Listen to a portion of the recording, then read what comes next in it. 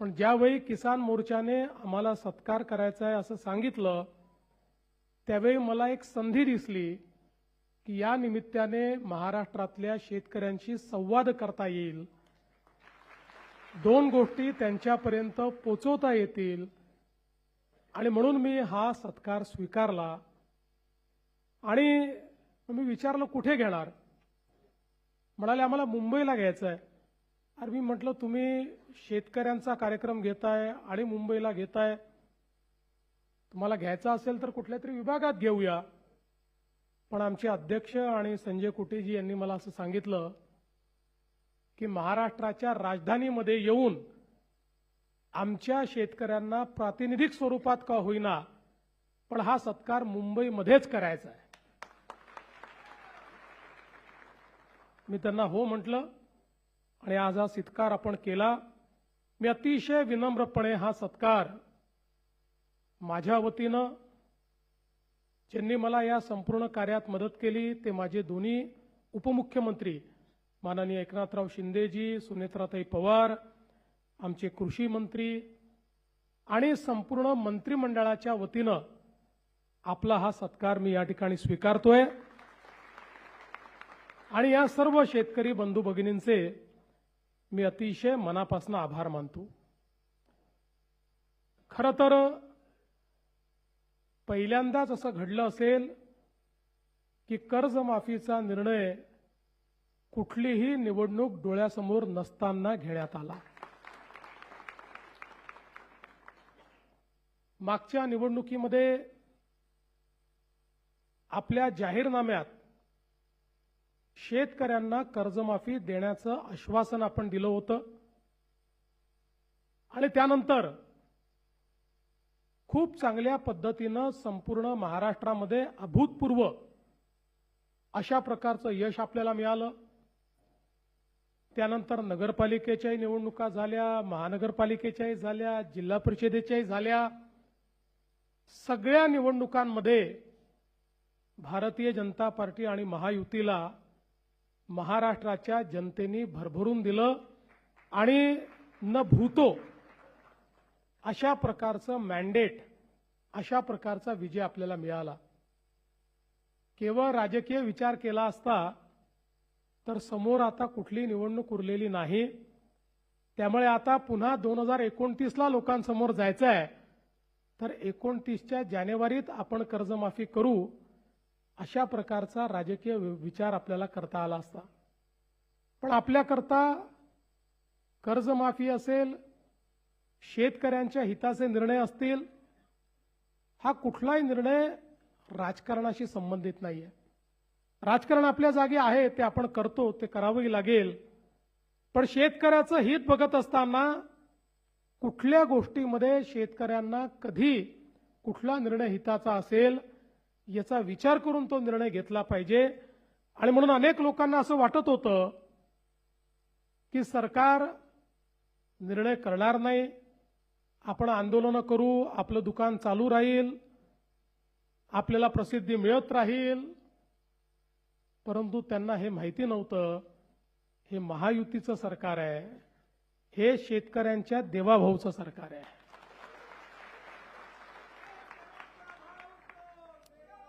आणि म्हणून आपण कर्जमाफीचा निर्णय घेतला.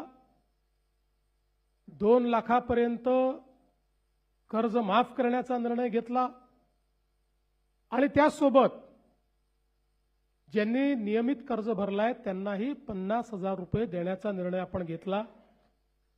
हे खरं आहे की हा निर्णय घेत असताना एक अट आपण टाकली होती आणि ती अट अशी होती की 2019च्या कर्जमाफी योजनेमध्ये ज्यांना त्याचा फायदा मिळालाय त्यांना या योजनेचा फायदा मिळणार नाही. राज्यामध्ये 2008ला देशाची कर्जमाफी झाली आणि 2009ला राज्याची कर्जमाफी झाली. 2009च्या कर्जमाफीमध्ये तेव्हाच्या सरकारने 2008च्या कर्जमाफीतल्या लोकांना वगळलं. 2017ला आपण कर्जमाफी केली, त्याही वेळी ज्यांना फायदा यापूर्वी मिळाला होता त्यांना आपण वगळलं. 2019ला कर्जमाफी झाली. 19च्या कर्जमाफीमध्ये तेव्हाच्या सरकारने, मगाशी कुटे साहेबांनी सांगितलं की 2017ला ज्यांना कर्जमाफी मिळाली होती त्या सगळ्यांना वगळण्याचा निर्णय घेतला. याच्या पाठीमागचं कारण काय आहे? तर आत्ताही आपण कर्जमाफीच्या संदर्भात जी समिती तयार केली होती त्या समितीने आपल्याला अहवाल देताना हे सांगितलं की याचा फायनान्शियल इम्पॅक्ट मोठा नाही, 3-4 हजार कोटी रुपयेच लागतील, परंतु आपल्याकडची जी बँकिंग सिस्टीम आहे, बँकांची जी व्यवस्था आहे, जर कर्ज भरण्याची सवय ही सुटली किंवा अनेक वेळा सवय सुटत नाही, पण शेतकऱ्यांना असं वाटतं की आपण भरून टाकल्याने कर्जमाफी झाली तर आपल्याला काय मिळणार, आणि म्हणून या भीतीपोटी अनेक वेळा शेतकरी त्या ठिकाणी कर्ज भरत नाहीत आणि मग नंतर दोन्हीकडनं अडचणीत येतात. आणि म्हणून साधारणपणे लगतच्या कर्जमाफीतल्या लोकांना पुन्हा डिफॉल्ट झाला असेल तर कर्जमाफी देऊ नये अशा प्रकारचा निर्णय आपल्या समितीने दिला होता. तरीही ज्यावेळेस मी बघितलं की अशा प्रकारचे शेतकरी किती, तर लक्षात आलं की 12 लाख शेतकरी आहेत. ज्या 12 लाख शेतकऱ्यांना या योजनेचा लाभ मिळणार नाही. मग मी विचारलं की समजा आपण असं केलं 50,000पर्यंत सरकारने द्यावे आणि वरचे त्यांनी द्यावे तर किती शेतकरी कव्हर होतात? होतात तर 12 लाख, पण त्यातले 6 लाख शेतकरी असे होते की ज्यांना 10-12 हजार रुपये भरले तरीही 50,000चा फायदा त्या ठिकाणी मिळत होता. आणि म्हणून दोन्ही गोष्टी त्यात होत होत्या. शेतकऱ्याला फायदाही मिळत होता आणि पुन्हा जो काही रिपोर्टमध्ये म्हटलं होतं की कर्ज भरण्याची प्रवृत्ती कमी होऊ नये या दृष्टीनं तुम्ही कारवाई करा, ती कारवाई देखील आपल्याला करता येत होती. आणि म्हणून त्या रिपोर्टच्या पलीकडे जाऊन आपण हा विचार केला की 50,000पर्यंत आपण द्यावं आणि 1 लाखापर्यंत गेलं तर जवळपास या 12 लाखातले 9 लाख शेतकरी हे 10-12 हजार रुपये भरून त्या ठिकाणी पात्र होत होते. आणि म्हणून या दृष्टीने हा निर्णय घेतला होता.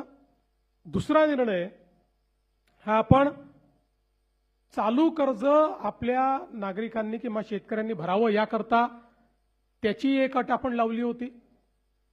आणि म्हणून अशा पद्धतीनं ही कर्जमाफी केल्यानंतर ज्यावेळी आमच्या रणधीरभाऊ सावरकरांसोबत आमचे महायुतीचे 3ही पक्षाचे सगळे आमदार, जवळपास 25-30 आमदार माझ्याकडे आले.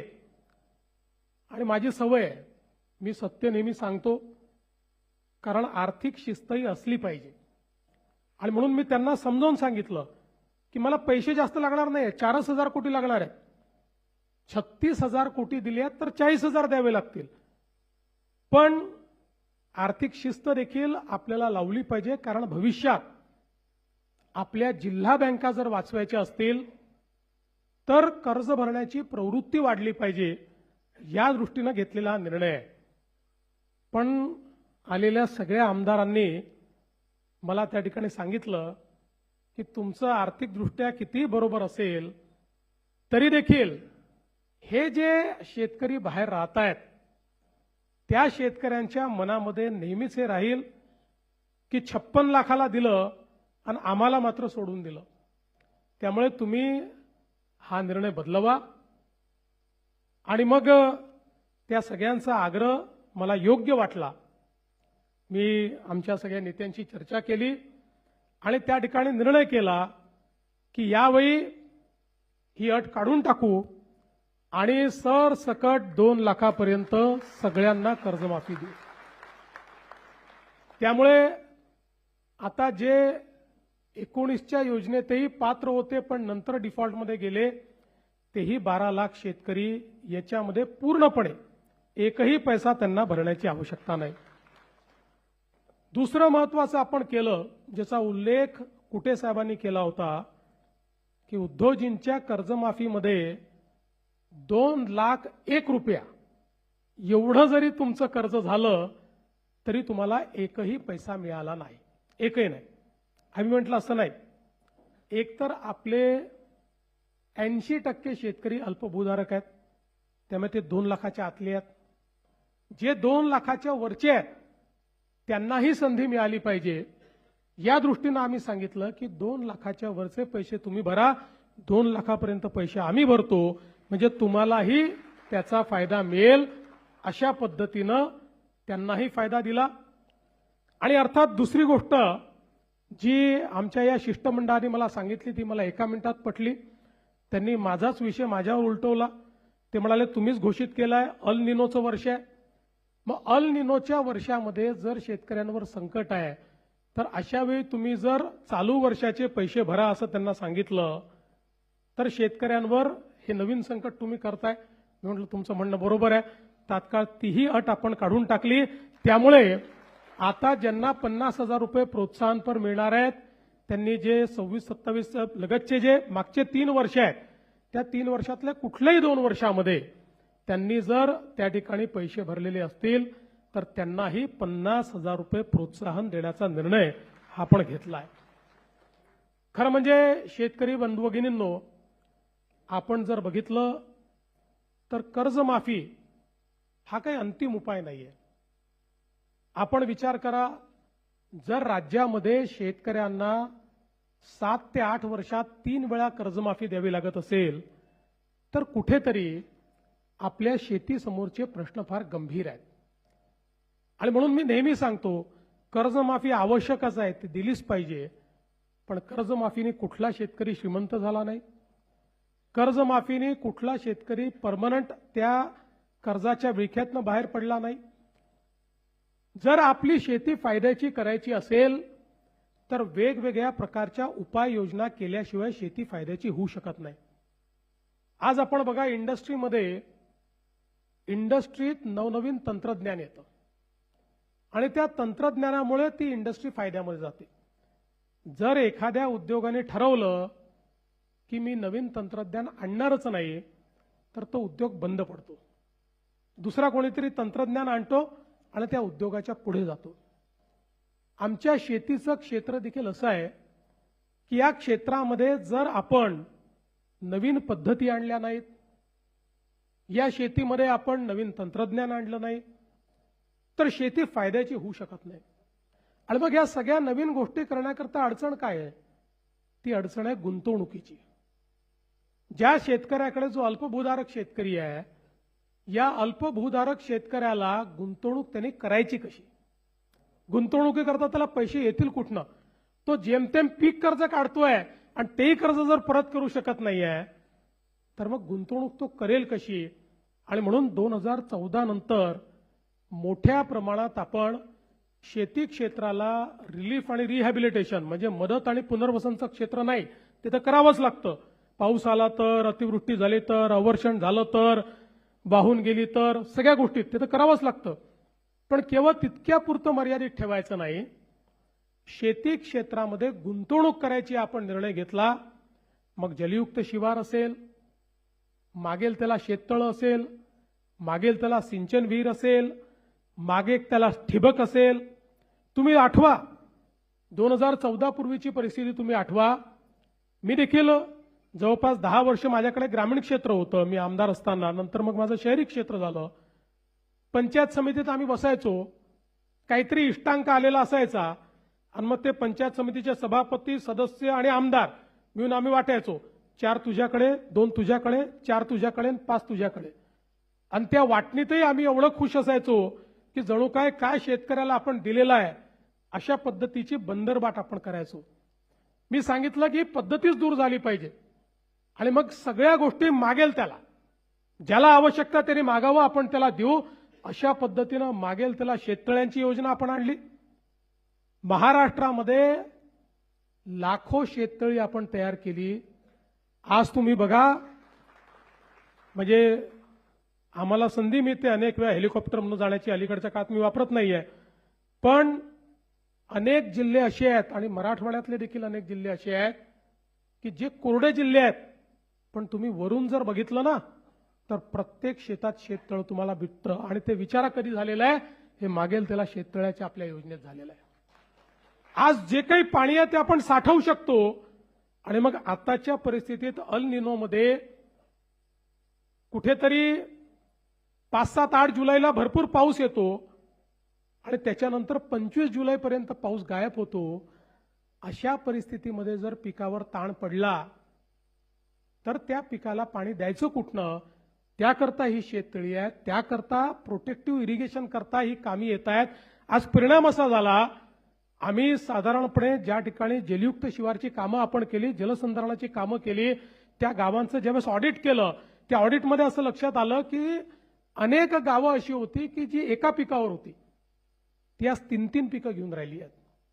ज्या गावांमध्ये बागायतीचा विचार करत नव्हते, फळबागांचा विचार करत नव्हते, मला नेहमी आजही माझ्याकडे तो व्हिडिओ आहे की ज्यावेळी 2019 साल असेल, मी सांगोल्याला गेलो आणि त्या सांगोल्यामध्ये एक शेतकरी म्हणाला माझ्या शेतीत तुम्हाला यावंच लागेल आणि मला घेऊन गेला आणि त्यांनी सांगितलं इथे माझ्याकडे काही पिकत नव्हतं. आज जलयुक्त शिवारनंतर ऍपल बेर त्यांनी पिकवणं चालू केलं आणि म्हणाला यावर्षी 25 लाख रुपयाचे ऍपल बेर मी त्या ठिकाणी विकेल. त्यामुळे शेतीमध्ये आणि शेतीच्या क्षेत्रात गुंतवणूक आपण सुरू केली. पूर्वीच्या काळामध्ये लोकांना ड्रिप इरिगेशन करता, ठिबक सिंचनाकरता वाट पाहावी लागायची. आम्ही सांगितलं ऑनलाईन अप्लाय करा, ऑनलाईन अर्ज करा आणि ऑनलाईनच तुमच्या खात्यात पैसे जातील. आताही जे मामा सांगत होते की काही बॅकलॉग राहिला होता तोही आम्ही पूर्ण करतोय आणि जेवढे अर्ज आले 5 लाख अर्ज आले तर 5 लाख अर्ज आम्ही स्वीकृत करणं सुरू केलं. ट्रॅक्टरची मागणी जेवढी आली आम्ही स्वीकृत केली. इतक्या मोठ्या प्रमाणात हळूहळू हे यांत्रिकीकरण आपण सुरू केलं. आणि महत्वाचं यातलं काय आहे तर आज आपल्याला आपल्या शेतीमध्ये जर परिवर्तन करायचं असेल, गुंतवणुकीची क्षमता बघा, जागतिक बाजारपेठ झाली आहे. आता शेतमालाचा भाव हा कुठलं राज्य ठरवत नाही, कुठला देश ठरवत नाही, जागतिक बाजारपेठ ठरवते. त्यामुळे त्या जागतिक बाजारपेठेमध्ये जर आपल्याला त्या ठिकाणी आपल्या शेतमालाचा भाव घेऊन फायदा करायचा असेल तर उत्पादन खर्च कमी करावा लागेल. उत्पादन खर्च कमी करायचा असेल, उत्पादकता वाढवावी लागेल. उत्पादकता वाढेल तेव्हाच उत्पादन खर्च कमी होईल.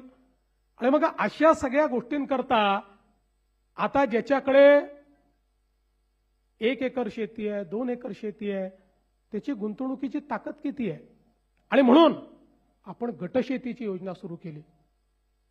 मला असं वाटतं की महाराष्ट्रामध्ये पुढच्या 2 ते 3 वर्षामध्ये 50,000 गट जर आपण तयार केले तर या गटांची क्षमता जी आहे, आणि सरकार सगळ्या योजना गटाला देत आहे. मागच्या वेळेस तर आपण 1 कोटी रुपयापर्यंतच्या योजना गटांना दिल्या, तर या गटाची गुंतवणुकीची क्षमता वाढते. या गटांना जे काही निविष्ठा खरेदी कराव्या लागतात त्याची किंमत कमी होते. वेगवेगळ्या पिकांचे प्रयोग करून पूरक पिकं त्या ठिकाणी घेता येतात आणि त्यातनं शेती जी आहे ही उद्योगासारखी फायद्यामध्ये आपल्याला आणता येते. आणि म्हणून त्याही दृष्टीने खूप मोठ्या प्रमाणात काम करण्याची आवश्यकता आहे. आमच्या शेतकऱ्याचा जो काही खर्च आहे तो कमी व्हावा म्हणून आपण 2 गोष्टी त्या ठिकाणी केल्या. सगळ्यात महत्त्वाचं काही केलं असेल तर आमच्या शेतकऱ्यांना 7.5 हॉर्स पॉवर पर्यंत जो काही विजेचा खर्च होता ते वीज बिल माफ करण्याचा निर्णय आपल्या सरकारने घेतला. आज याचा कधी कोणी विचार करत नाही. वीज बिल माफ झालं म्हणजे वीज कंपनी जी आहे ती कंपनी स्वतःच्या खिशातनं भरत नाही. दरवर्षी 25,000 कोटी रुपये मी बजेटमधनं काढतो आणि त्या आमच्या वीज वितरण कंपनीला देतो. कारण ते जर दिले नाही तर MERC सांगते की जे इतर ग्राहक आहेत त्या सगळ्या ग्राहकांवर हे 25,000 कोटी लोड करा, त्यांचं विजेचं बिल वाढवा आणि त्यांच्या खिशातनं ते वसूल करा. आणि म्हणून दरवर्षी 25,000 कोटी रुपये हे आपण वीज बिल माफीच्या पोटी देतो. आणि मला हेही सांगताना आनंद वाटतो की याच महाराष्ट्राने जवळपास महाराष्ट्रातल्या शेतकऱ्याला आपल्याला माहिती आहे अर्धे दिवस सकाळी वीज, अर्धे दिवस रात्री वीज. इतक्या मोठ्या प्रमाणात रात्रीची वीज आल्यानंतर शेतकऱ्याला काय अडचणी त्या ठिकाणी सहन कराव्या लागतात आपल्याला माहिती आहे. आपण सौर कृषी वाहिनी आणि सौर पंप अशा 2 योजना आणल्या. मला सांगताना अभिमान वाटतो की जे आम्ही सांगितलं, आज राज्यातल्या 76% शेतकऱ्यांना आम्ही दिवसा वीज देतो आणि आमचा प्रयत्न हे वर्ष संपता 100% शेतकऱ्यांना दिवसा वीज आम्ही देऊ. आणि 8 तास आम्ही देतो. 10 तास द्यायचं, नंतर 12 तास द्यायचंय. दिवसा 12 तास आमच्या शेतकऱ्यांना त्या ठिकाणी मोफत वीज देण्याचा निर्णय आम्ही करतो. आणि आता याच्याही पेक्षा एक अजून चांगला निर्णय जो आज मी जाहीर करणार आहे.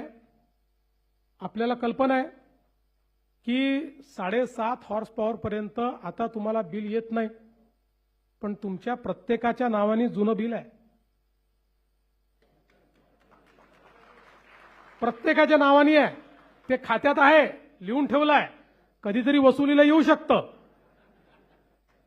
आणि कुठलंही दुसरं कनेक्शन घ्यायचं झालं तर तो लाईनमन चेक करतो, तुमच्यावर तर आहे जुनं बिल, मिळत नाही तुम्हाला.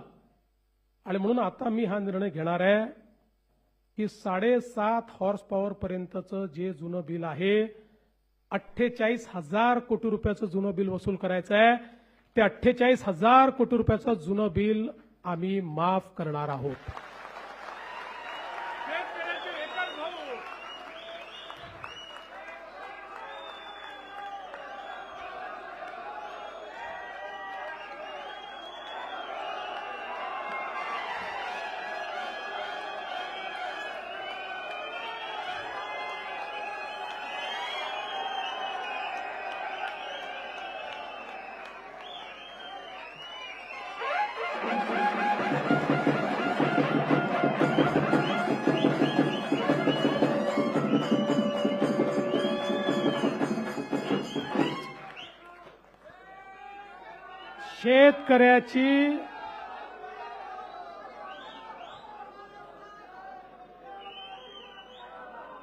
शेतकऱ्याची पाटी ही कोरी झाली पाहिजे आणि त्याला नव्याने त्या पाटीवर इतिहास लिहिता आला पाहिजे, या दृष्टीनं घेतलेला हा निर्णय.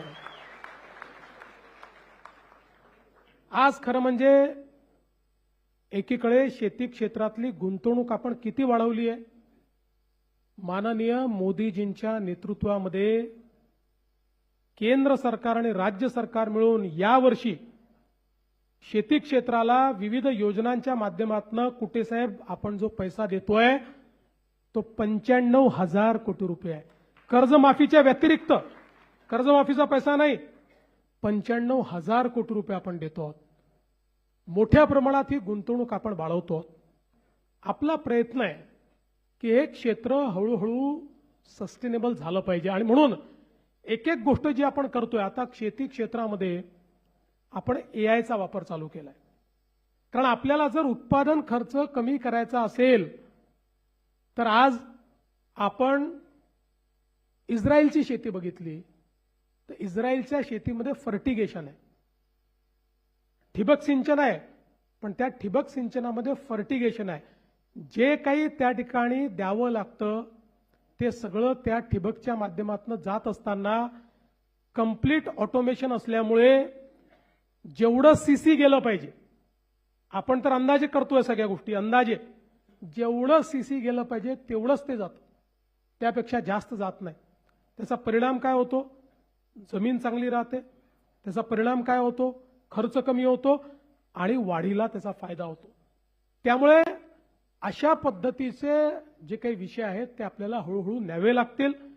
आणि शेतीमध्ये जे काही आपण वापरतो, आज रासायनिक खतांमुळे आपल्या शेतीची अवस्था ही वाईट होते आणि म्हणून त्याचा वापर कसा कमी करायचा. आज आपण जे काही आपलं त्या ठिकाणी दुसरं खातं ॲनिमल हजबंडरीचं, त्या खात्यामध्ये देखील खूप मोठ्या प्रमाणात काम चालू केलेलं आहे. कारण आपल्याला कल्पना आहे की आपल्या शेतीतल्या गायी कमी झाल्या, जनावरं कमी झाले आणि त्यातनं शेतीमध्ये ज्या नैसर्गिक गोष्टी जात होत्या त्या गोष्टी आता हळूहळू आपल्या जायला लागल्या.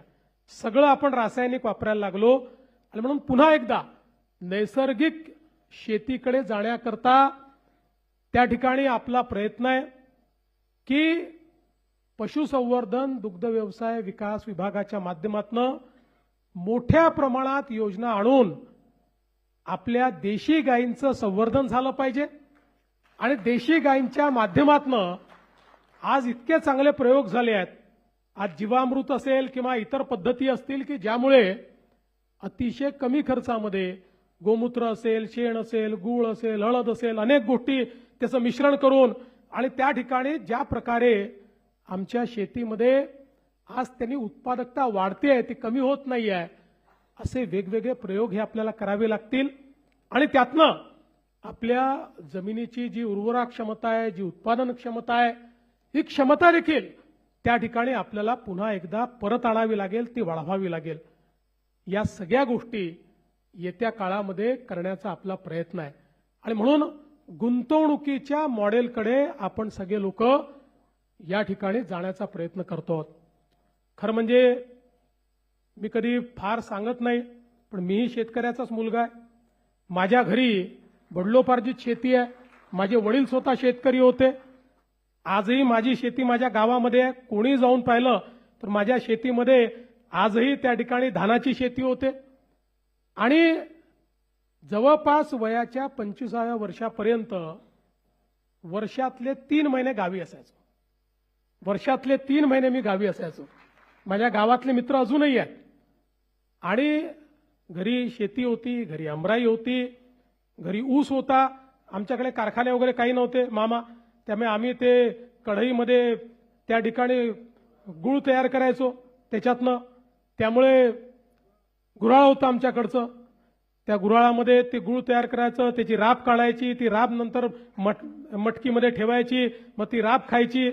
हे सगळं लहानपणापासून बघितलेलं आहे. आमच्याकडे बगीचा होता, बगीच्यामध्ये सर्व प्रकारचे भाज्या आम्ही त्या ठिकाणी तयार करायचो.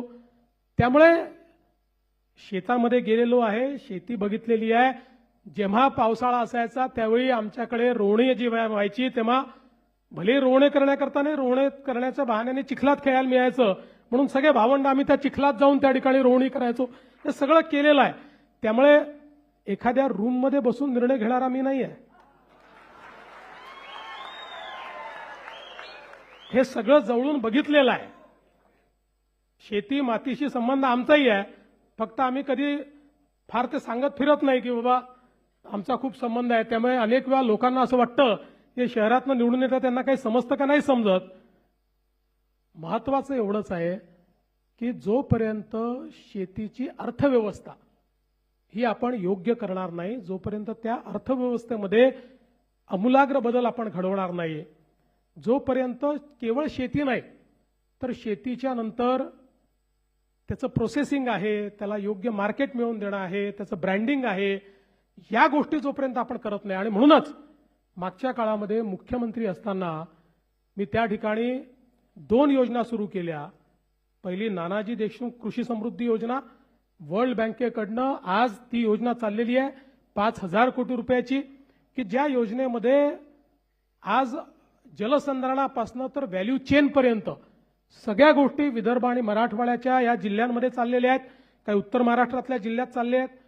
आणि दुसरी आपण जी योजना स्मार्टची आणि मॅग्नेटची केली, की ज्या योजनेमध्ये आपला प्रयत्न आहे 10,000 गावांमध्ये आपली जी प्राथमिक सोसायटी आहे त्या सोसायटीला ॲग्री बिझनेस सोसायटीमध्ये परिवर्तित करायचं, त्याला प्रशिक्षित करायचं आणि संपूर्ण जी चेन आहे, गोडाऊन असेल, कोल्ड चेन असेल, अशी जी कंप्लीट चेन आपल्याला करावी लागते की ज्याच्यामुळे शेतकऱ्यांना होल्डिंग करता आलं पाहिजे.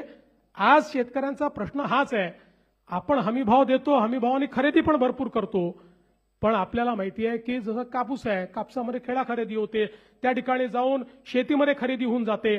त्या शेतकऱ्याला लगेच काहीतरी समोरचं पाहिजे असतं, म्हणजे लग्न आहे घरी, काहीतरी सण आहे, त्यामुळे मिळेल त्या भावात तो आलेल्या व्यापाऱ्याला विकून टाकतो आणि मग हमी भावाचा फायदा त्याला मिळत नाही. आणि म्हणून हमी भावाची विक्री होतपर्यंत त्याला ते योग्य ठिकाणी ठेवताही आलं पाहिजे आणि त्याच्यावर त्याला तारणही मिळालं पाहिजे, जेणेकरून त्याला कुठलंही त्यातनं अडचण येणार नाही. अशा प्रकारची व्यवस्था ही आपल्या प्राथमिक सोसायट्यांच्या माध्यमातूनच कशी उभी करता येईल याचं काम आज आपण जवळपास 10,000 गावांमध्ये करतो आणि पुढेही आपल्याला हे काम जवळजवळ सगळ्या गावांमध्ये करायचं आहे. ही सगळी अर्थव्यवस्था बदलण्याचं काम हे आपल्याला निश्चितपणे या ठिकाणी करायचं आहे. आणि मला विश्वास आहे की आज जरी आपला शेतकरी अडचणीत आहे आणि मला हे दिसतंय की आपण जर फोकस काम केलं तर आज शेतकऱ्याला मदत करावी लागते. फोकस पद्धतीने काम केलं तर आजपासून 5, 7, 10 वर्षानंतर शेतकरी तुमच्या दारात येणार नाही, शेतकऱ्याला तुम्हाला मदत करावी लागणार नाही. आज आमचा फोकस हा शेतीसोबत इतक्या मोठ्या प्रमाणात उद्योगावर आहे. हा का आमचा उद्योगावर आहे? याचं कारण असं आहे की एकीकडे हळूहळू शेती क्षेत्रातला रोजगार कमी होणार आहे. तो याकरता कमी होणार आहे की पूर्वी असं होतं, शेत मोठं होतं, 4 मुलं हो का 6 मुलं हो सगळे शेतीवर जायचे. आता ती परिस्थिती नाही आहे आणि हळूहळू शेतमजुरांची संख्याही थोडी कमी व्हायला लागली आहे. त्यामुळे हळूहळू आपण यांत्रिकीकरणाकडे येणार आहोत आणि म्हणून गावातल्या मुलांना केवळ शेती आणि शेतीतलं म्हणजे जी शेती 2 भाऊ करू शकतात तीच 4 भाऊ करतायत. त्यामुळे उरलेल्या 2 भावांचे जे श्रम आहेत त्याला पैसे मिळत नाही आहेत आणि म्हणून त्याला उद्योगाची जर जोड दिली तर उद्योगाच्या माध्यमातून समजा 2 भाऊ उद्योगात गेले आणि 2 भाऊ शेतीत राहिले तर तिथलं अर्थकारण जे आहे ते पूर्णपणे बदलेल. आणि दुसरा प्रयत्न आहे, जवळपास कुठले 8 ते 10 वर्ष शेती क्षेत्रामध्ये पैसा टाकावा लागणार आहे. पैसा येईल कुठनं? राज्यामध्ये जर आपण आज या स्मार्ट सिटी तयार करतो, आपण नवीन मुंबई 3 करतो, मुंबई 4 करतो, इन्फ्रास्ट्रक्चर तयार करतो, उद्योगाकरता वेगवेगळ्या प्रकारचे मार्ग तयार करतो, याचं कारण हे सगळं केल्यामुळे राज्याच्या तिजोरीत पैसे येतात. तिजोरीतच पैसे आले नाही तर टाकणार कुठनं आहे? आज ज्यावेळेस शेतकऱ्यांना 40,000 कोटी रुपयाची कर्जमाफी आपल्याला द्यावी लागते, त्यावेळी लक्षात घ्या, एक रस्ता बनवायचा असेल तर बँक आम्हाला कर्ज देते, पण शेतकऱ्याच्या कर्जमाफी करता आम्हाला कर्ज मिळत नाही. ते आपल्याला 4 खर्च कमी करावे लागतात आणि राज्याच्या बजेटमधनं ते द्यावे लागतात. आणि म्हणून राज्याचं बजेट जर मोठं झालं नाही, राज्याच्या तिजोरीत पैसे आले नाही तर शेतकऱ्याचं कल्याण करणार कसं? आणि म्हणून आपला प्रयत्न आहे की एकीकडे शेती क्षेत्रातली गुंतवणूक वाढवायची आणि दुसरीकडे उद्योगाचं क्षेत्र आणि सेवा क्षेत्र या 2 क्षेत्रांमध्ये मोठ्या प्रमाणात गुंतवणूक आणायची. ती गुंतवणूक आणली की त्यातनं टॅक्सच्या रूपानं पैसा तिजोरीत येतो. आलेला पैसा शेतीच्या क्षेत्रामध्ये जर आपण लावू शकलो तर 8 ते 10 वर्षामध्ये हे क्षेत्र पूर्णपणे आपल्या पायावर उभं होईल आणि त्यानंतर या क्षेत्रात पैसा लावण्याची आवश्यकता असणार नाही. हेच क्षेत्र तुम्हाला पैसा देईल. अशा पद्धतीचं हे क्षेत्र आपल्याला उभं करायचं आहे. आणि म्हणून आज ज्या वेगवेगळ्या उपाययोजना आपण करतोय त्याच्यामध्ये सगळ्यात महत्वाची आपली उपाययोजना आहे ती आपला नदी जोड प्रकल्प. या महाराष्ट्रातला 52% भाग हा अवर्षण प्रवण आहे. 52% भागामध्ये आपल्याला पाहिजे त्या प्रमाणात पाऊस होत नाही. केवळ 48% भागामध्ये होतो. त्या 52% भागामध्ये जिथे कधी ना कधी दुष्काळ पडत असतो. आता यावर्षीचं अल निनोचं संकट आहे. या संकटाचा सामना आपल्याला करावा लागेल आणि म्हणून एकीकडे 52% भाग अवर्षण प्रवण आहे आणि दुसरीकडे तो विदर्भाचा भाग असो का कोकणाचा भाग असो, या ठिकाणी 200 TMC पाणी हे समुद्रात वाहून चाललेलं आहे. त्या पाण्याचा उपयोग होत नाही आणि म्हणून आपण हा निर्णय केला की आपल्याला हे वाहून जाणारं जे पाणी आहे हे आता तुटीच्या खोऱ्यामध्ये आणलं पाहिजे. आपलं गोदावरीचं जे खोरं आहे, ज्या खोऱ्यावर जवळपास 50% महाराष्ट्रातली शेती आणि महाराष्ट्रातलं पाणी अवलंबून आहे, ते तुटीचं खोरं आहे. तापीचं खोरं जे उत्तर महाराष्ट्रातलं आहे ते आपलं तुटीचं खोरं आहे. या खोऱ्यांमध्ये हे पाणी आलं पाहिजे आणि म्हणून आपण ज्या योजना तयार केल्या, वैनगंगा नळगंगा सारखी योजना की ज्या योजनेमध्ये 450 किलोमीटरची नवीन नदीच आपण तयार करतो, ज्यामध्ये समुद्रात वाहून जाणारं 70-80 TMC पाणी हे आपण भंडाऱ्याच्या खालून त्या ठिकाणी उसळणार आणि ते पाणी बुलढाण्यापर्यंत आपण आणणार आणि याच्यामध्ये जवळपास 24 नवीन धरणं आणि 16 जुन्या धरणांची उंची वाढवणं अशा पद्धतीनं 40 वॉटर स्ट्रक्चर तयार होतील। विदर्भामध्ये एकही जिल्हा एकही तालुका दुष्काळात कधीच राहणार नाही अशा पद्धतीचं हे काम आपण करतोय। हे आता अंतिम टप्प्यात आलंय। ईश्वराचा आशीर्वाद असला तर याच वर्षी हे काम तयार करू। दुसरं, दरवर्षी सातारा सांगलीला पावसामुळे त्या ठिकाणी पूर येतो आणि इतकं पुराचं पाणी म्हणजे महाराष्ट्र, कर्नाटक, आंध्र सगळ्यांच्या हिश्श्याचं पाणी गेल्यानंतरही 200 टीएमसी पाणी हे वाहून जातं आणि ते आपल्याकडे पुरात येतं आणि दरवर्षीचा पूर आहे। याच्यावर आपण योजना तयार केली आणि आता वळण बंधाराच्या माध्यमातून हे पाणी पश्चिम महाराष्ट्रातले जे दुष्काळी तालुके आहेत तिथे आणि उजनीमध्ये आणून ते मराठवाड्यामध्ये नेण्याचं काम आपण त्या ठिकाणी करतो। तिसरं, आपलं जवळपास उल्हास खोऱ्यातलं जवळपास 250 टीएमसी पाणी हे सगळं समुद्रात वाहून जातं। आपल्याला ईश्वराने सह्याद्री दिलाय, पश्चिमी घाट दिलेला आहे। या पश्चिमी घाटातनं ज्या नद्या आहेत, पश्चिमेला वाहणाऱ्या नद्या आहेत, या नद्यांचं पाणी आपल्याला मिळत नाही, ते थेट समुद्रात जातं। हे सगळं समुद्रात जाणारं पाणी उचलायचं आणि उचलून वेगवेगळ्या स्ट्रक्चरच्या माध्यमातून ते गोदावरीच्या खोऱ्यात आणायचं, काही तापीच्या खोऱ्यामध्ये आणायचं आणि त्या माध्यमातून उत्तर महाराष्ट्र आणि मराठवाडा हा पूर्णपणे दुष्काळमुक्त करायचा। अशा पद्धतीचं काम आपण हातामध्ये घेतलं।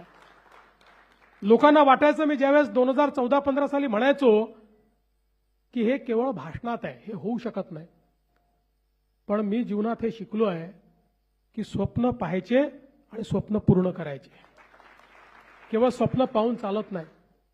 ज्यावेळेस समृद्धी महामार्गाचं स्वप्न बघितलं त्यावेळेसही लोकांनी वेड्यात काढलं होतं। होणार कसं, पैसा येणार कुठनं?